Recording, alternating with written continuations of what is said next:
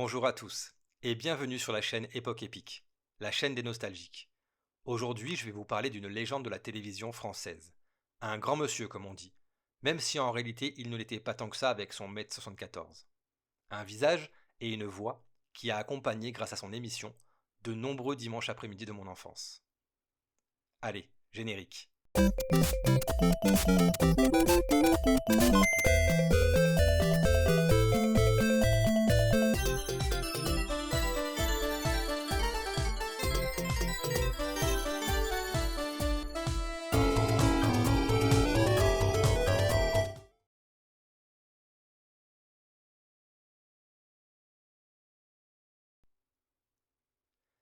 Il y a des musiques simples qui s'ancrent à jamais dans la tête. Quelques notes, tant élégantes qu'entêtantes, qui pouvaient m'agacer étant jeune, mais qui aujourd'hui me replongent instantanément en enfance, avec nostalgie, dans la douceur pluvieuse d'un dimanche après-midi automnal, après l'interminable et habituel repas dominical en famille. À l'époque, ce genre d'ambiance était généralement meublé par la télévision en fond sonore. Et pour que vous compreniez parfaitement, c'était au milieu des années 80. Il n'y avait pas beaucoup de chaînes télévisées, 4 ou 5 tout au plus. Et très souvent, nous entendions Jacques Martin, accompagné de son orchestre, qui faisait chanter de jeunes enfants avec plus ou moins de réussite sur les chansons d'artistes présents sur les planches de l'immense théâtre qui servait alors de plateau de tournage à l'émission dont je vais vous parler aujourd'hui. L'école des fans. L'émission fut créée par Jacques Martin à la suite d'une idée de Robert Quibel, le contrebassiste et chef d'orchestre de l'émission. L'idée était aussi simple que géniale. Un télécrochet innovant, s'articulant autour de quelques enfants, un présentateur, un orchestre et la vedette du moment. Les enfants, accompagnés par l'orchestre, chantaient les chansons de la vedette invitée avec plus ou moins d'aisance. Jacques Martin, le présentateur, organisait les passages des enfants et les interviewait avec tact, solennité et bienveillance. Les bases étaient posées, et l'émission dans son format initial allait durer 21 ans, de 1977 à 1998. Cette émission, qui durait tout de même 2h30, était tournée et enregistrée en public réel le samedi pour être diffusée le dimanche dans les conditions du direct. Il y avait donc peu de marge de manœuvre, et surtout quasiment aucune possibilité de faire un montage vidéo, d'autant qu'à l'époque, il n'y avait pas les outils actuels pour monter facilement les séquences vidéo. Ce qui avait marqué le jeune enfant que j'étais, c'est que l'émission permettait une interaction inédite entre le présentateur, les parents et les enfants interviewés. Elle chamboulait les principes de bienséance et de respect envers les aînés qu'on m'avait inculqués. Du haut de mon jeune âge de l'époque, je trouvais incroyablement génial qu'un vieux parle presque d'égal à égal à des jeunes enfants qui auraient pu être mes copains et copines, en demandant leur avis et impressions sur la façon dont ils percevaient la vie au sein de leur famille, et en prenant le temps d'écouter et de considérer leurs réponses. Je n'avais jamais rien vu de tel auparavant. Il y en avait pourtant beaucoup des émissions pour enfants, et j'en regardais énormément, mais j'avais l'impression que toutes exagéraient l'infantilisation, et très souvent me faisaient sentir vraiment trop petit, trop jeune, par rapport au reste des programmes que je regardais à l'époque. J'adorais regarder les séries américaines comme Starkey et Hutch, l'agence Touriste, L'homme qui tombe à pic, V, la planète des singes, les mystères de l'Ouest. Et même si avec l'âge je comprends que ça n'avait rien à voir, dans mon souvenir d'enfance, c'était de la télévision, où dans les émissions pour mon âge on me prenait presque pour un bébé, alors que devant les séries américaines, qui n'étaient pas toutes pour mon âge, je me sentais grand et presque adulte, et je n'ai pas le souvenir qu'on m'ait empêché de les regarder. Du coup, le contraste avec les émissions pour enfants était encore plus saisissant. Avec l'école des fans, nous étions, à ma connaissance, sur le seul programme familial orienté jeunesse qui n'infantilisait pas les enfants. Au contraire, on leur donnait la parole et on écoutait ce qu'ils avaient à dire.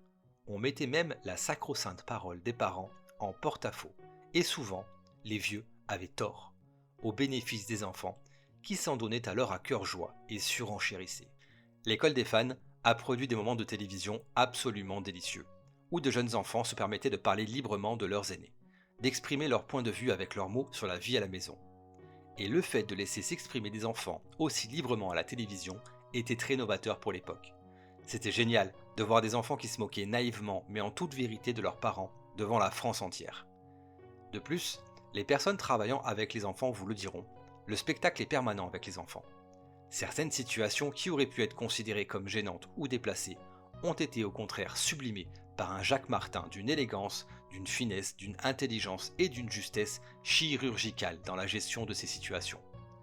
Il prenait d'ailleurs un réel plaisir à questionner les enfants, maniant l'art du double sens comme personne, en demandant par exemple d'expliquer le travail de leurs parents, ou de dire où est-ce qu'on mangeait le mieux entre la cantine et chez maman, en les poussant des fois à aborder des sujets comme la consommation d'alcool au sein du foyer, les flatulences ou les ronflements de leurs parents. Et ta maman, est-ce qu'elle dit des gros mots? Oui, Qu'est-ce qu'elle dit, par exemple? connard.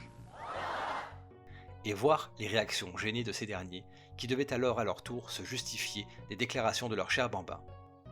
Certains moments furent épiques, comme la fois où un certain petit Philippe, petite tête blonde, habillé d'une splendide salopette rouge en velours, d'une chemise blanche à rayures et de souliers flambant neufs, ne put retenir une envie pressante et dut annoncer à l'assemblée et face caméra qu'il était en train de se faire pipi dessus. Qu'est-ce qu'il y a?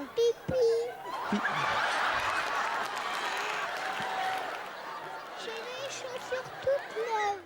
S'inquiétant alors pour ses chaussures toutes neuves.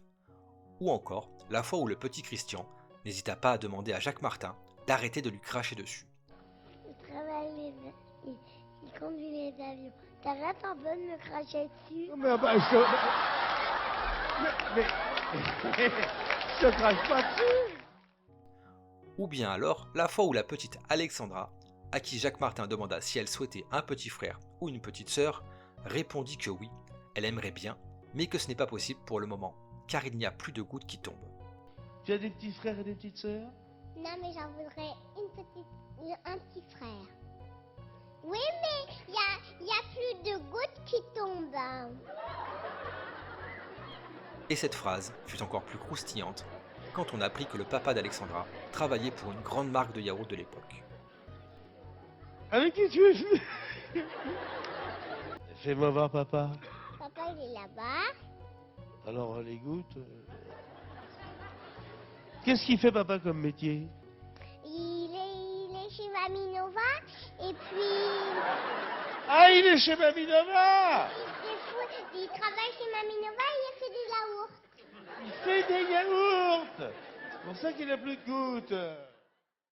On a pu y voir également la première apparition télévisuelle de la très jeune Vanessa Paradis, qui interpréta le titre phare de la comédie musicale Émilie Jolie. Elle était alors âgée de 7 ans. Je m'appelle Émilie Jolie. Je m'appelle Émilie Jolie.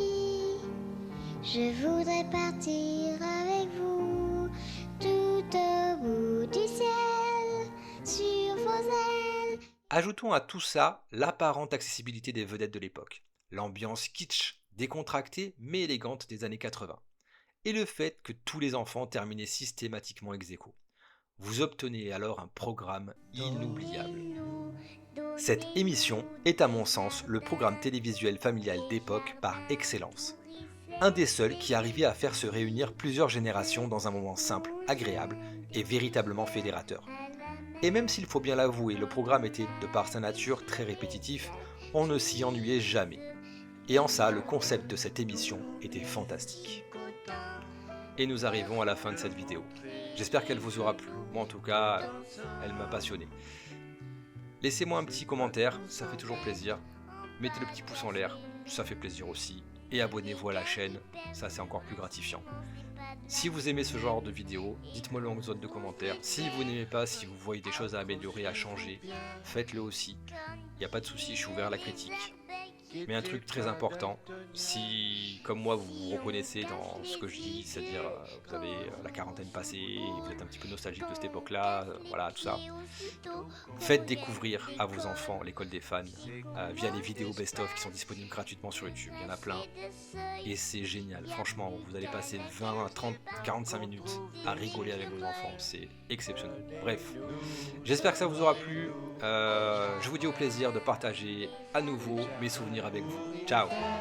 Des bêtises, d'où l'on vient, des petites fleurs à la main. Quand on a déchiré sa chemise, Bélardin où l'on est si content de rentrer les genoux tout ensemble. Tu l'as très bien chanté, et toi aussi mon petit garçon.